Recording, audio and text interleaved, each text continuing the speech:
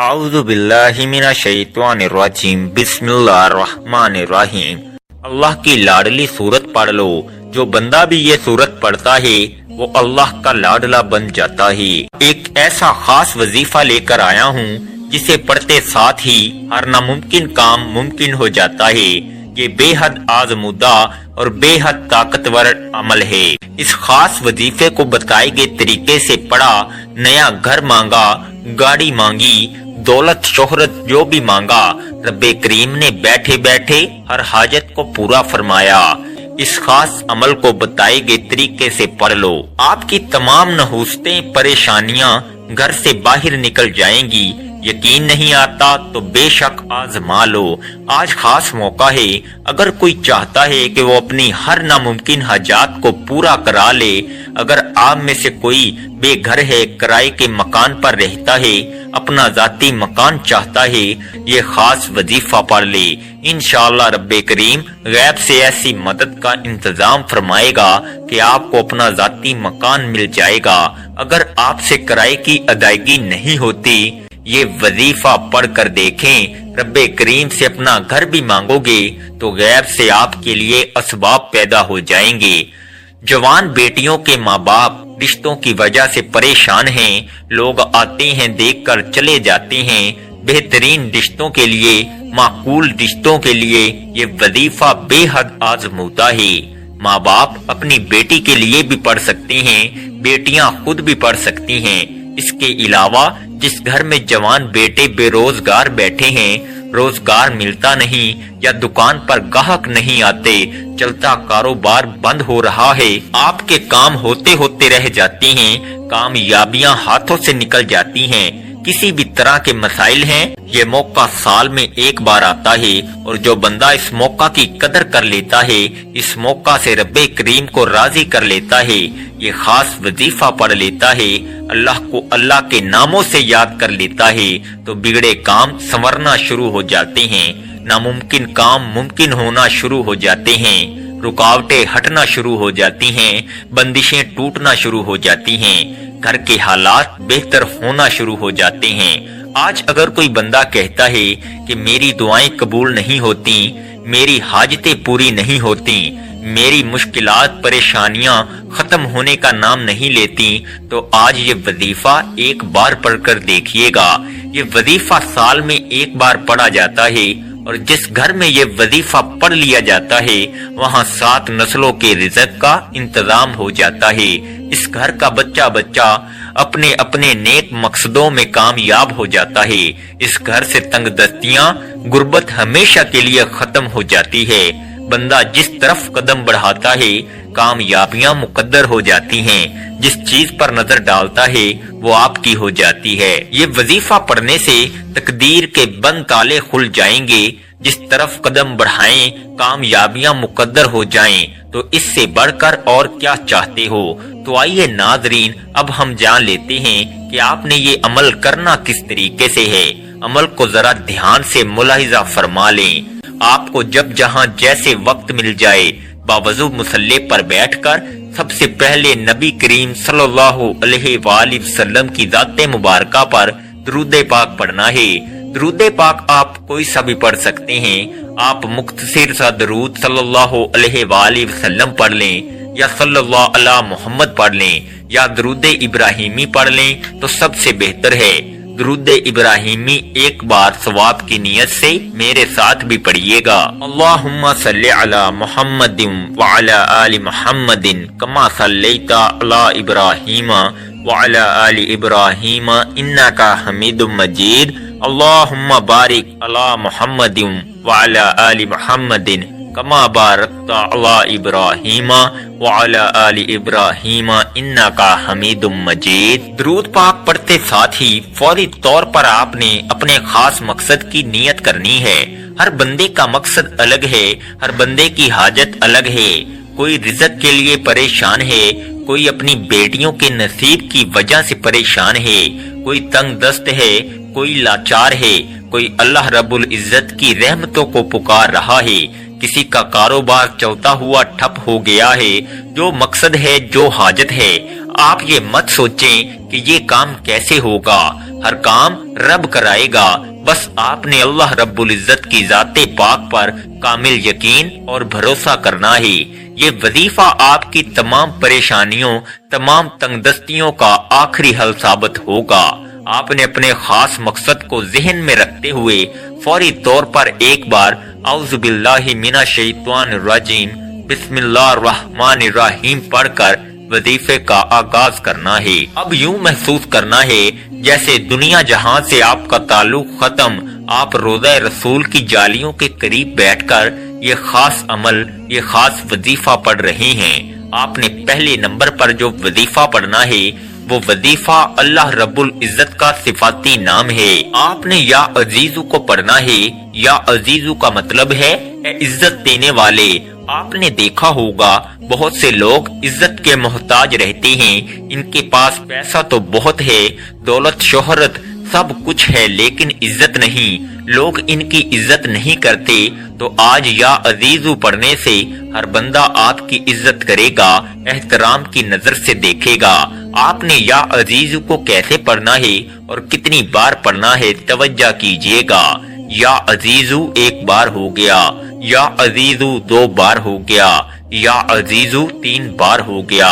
اس طرح سے آپ یا عزیزو کو ہاتھ کی انگلیوں پر پڑھ لیں یا تسبیح کے دانوں پر پڑھ لیں۔ آپ نے صرف 11 بار پڑھنا ہے۔ یاد رکھیے گا یہ رب کعبہ کا صفاتی نام ہے۔ اس نام کو پڑھتے دوران آپ کے دل میں جو بھی حاجات ہیں، جو بھی بندہ جس کو آپ اپنے قابو میں کرنا چاہتے ہیں، جس کے دل میں اپنی محبت پیدا کرنا چاہتے ہیں، کسی کو اپنا بنانا چاہتے ہیں، کسی کو اپنے نقش قدم پر چلانا چاہتے ہیں، تو یا عزیزو کو صرف 11 بار پڑھ لیں۔ یا عزیزو پڑھ کر آپ اللہ پاک سے مدد طلب کریں گے تو اس بندے کے دل میں محبت پیدا ہو جائے گی۔ صرف 11 بار یا عزیزو پڑھنا ہے۔ اس کے بعد فوری طور پر دوسرے نمبر پر جو وظیفہ پڑھنا ہے وہ وظیفہ سورہ کوثر کا وظیفہ ہے۔ سورہ کوثر اللہ پاک کی لاڈلی اور بہت ہی پیاری سورت ہے۔ اس سورت کو دولت کا خزانہ بھی کہا جاتا ہے۔ یہ سورہ کوثر رزق اور دولت کا سرچشمہ ہے۔ جن کے کاروبار چلتے چلتے بند ہو رہے ہیں، جن کے گھروں میں بے روزگاری ہے، بندشیں ہیں، تنگ دستیاں ہیں، پریشانیاں ہیں، رکاوٹیں ہیں، مسائل ہیں اور ختم ہونے کا نام نہیں لے رہے، وہ آج سورہ کوثر کو بتائے گئے طریقوں و ترتیب سے پڑھ کر دیکھے۔ آپ رب کریم سے 70 کروڑ بھی مانگو گے تو رب کی ذات آپ کے مقدر میں لکھ دے گی۔ جس کو یقین نہیں آتا وہ ایک بار یہ وظیفہ بتائے گئے طریقے سے پڑھ کر دیکھے گا۔ رب کریم نے چاہا تو اتنا ملے گا، اتنا پیسہ آئے گا کہ آپ کی 7 نسلوں تک کافی ہوگا۔ سورہ کوثر کی تلاوت سماعت فرما لیں۔ بسم اللہ الرحمن الرحیم۔ انا اعطیناک الکوثر فصلی لربک وانحر ان شانئک ھو الابتر۔ آپ سورہ کوثر کو ہاتھ کی انگلیوں پر پڑھ لیں یا تسبیح کے دانوں پر پڑھ لیں۔ آپ نے کس بار پڑھنا ہے بتانے کا مقصد یہ ہوتا ہے کہ ایک تو یہ مستند اور خاص اعمال ہیں، جس طرح بتایا جائے ویسے ہی پڑھنا ہے، اس میں کوئی رد و بدل کرنے کی اجازت نہیں، اور دوسرا چھوٹے وظیفوں سے فائدہ یہ ہوتا ہے کہ آپ تھوڑا پڑھیں لیکن اچھے طریقے سے پڑھیں، یقین کامل کے ساتھ پڑھیں۔ بعض اوقات بڑے بڑے وظیفوں سے انسان کا دھیان ہٹ جاتا ہے، اسے سمجھ نہیں آتی، اس کی توجہ بھی کھو جاتی ہے۔ اس لیے تھوڑا وظیفہ پڑھیں لیکن رب سے اتنا مانگیں کہ رب کی ذات آپ کو خزانوں کا مالک بنا دے، آپ کے گھر کے حالات کو بدل دے، آپ کی بے سکونی بے برکتی کا خاتمہ ہو جائے۔ اصل مقصد رب کریم کو راضی کرنا ہے۔ آپ نے سورہ کوثر کو کس طرح پڑھنا ہے آپ کو میں نے بتا دیا۔ اب آپ نے تیسرے نمبر پر کون سا وظیفہ پڑھنا ہے؟ آپ نے آخر میں اللہ تعالیٰ کے صفاتی نام یا غنیوں یا مغنیوں کو پڑھنا ہے۔ یا غنیوں کا مطلب ہے اے غنی کر دینے والے۔ یا غنیوں پڑھنے کا مقصد یہ نہیں کہ آپ کے پاس صرف مال و دولت ہی آ جائے۔ اللہ پاک آپ کے بچوں میں برکت عطا فرماتے ہیں، آپ کو اولاد صالحہ عطا فرما دے، آپ کو برکت والی اولاد عطا فرما دے، تو یہ بھی غنی کر دینا ہے۔ آپ کو علم آ جائے، قرآن کا علم اللہ پاک آپ کو سکھا دے، آپ مجدد بن جاؤ، یہ بھی غنی ہونا ہوتا ہے۔ اللہ پاک آپ کو عزتوں کے اعلیٰ مقام پر فیض یاب فرما دے، آپ کے چہرے پر وہ نور عطا فرما دے کہ ہر بندہ اس کو دیکھ کر اش اش کرے، آپ کی عزت کرنے پر مجبور ہو جائے، آپ کو با عزت با وقار عطا کر دے، آپ کو اچھی سوچ عطا کر دے، یہ بھی غنی کر دینا ہے۔ غنی کر دینے کی بہت ساری قسمیں ہیں جو میں نے آپ کے آگے بیان کی ہیں، تو لہذا یہ خاص وظیفہ آپ نے یا غنیوں یا مغنیوں کا تیسرے نمبر پہ پڑھنا ہے۔ کیسے پڑھنا ہے اور کتنی بار پڑھنا ہے توجہ کیجئے گا۔ یا غنیوں یا مغنیوں ایک بار ہو گیا، یا غنیوں یا مغنیوں دو بار ہو گیا، یا غنیوں یا مغنیوں تین بار ہو گیا۔ اس طرح سے آپ یا غنیوں یا مغنیوں کو ہاتھ کی انگلیوں پر پڑھ لیں یا تسبیح کے دانوں پر پڑھ لیں۔ آپ نے صرف اور صرف 11 بار پڑھنا ہے۔ یہ وظیفہ بتائے گئے طریقے اور ترتیب سے پڑھتے ساتھ ہی اللہ کی طرف سے سکون اترتا ہے، اسے سکون والی زندگی نصیب ہوتی ہے اور بندہ پریشانیوں سے نکل جاتا ہے، غموں سے مشکلات سے وہ نکل جاتا ہے۔ یہ سارے اعمال بتائے گئے طریقے اور ترتیب سے پڑھنے کے بعد آپ نے پھر سے ایک بار درود پاک پڑھنا ہے، جو درود پاک آپ نے عمل کے شروع میں پڑھا تھا۔ اب آپ کا عمل مکمل ہو گیا۔ آپ نے اس وظیفے کو بتائے گئے طریقے کے مطابق پڑھنا ہے۔ آپ یہ وظیفہ کسی بھی نماز کے بعد کسی بھی وقت پڑھ سکتے ہیں۔ انشاءاللہ آپ کی روزی کے اندر بے پناہ برکت ہوگی، بے پناہ اضافہ ہوگا اور غربت ہمیشہ کے لیے ختم ہو جائے گی۔ اگر آپ مقروض ہیں تو ہمیشہ کے لیے قرضے سے آپ کو نجات مل جائے گی۔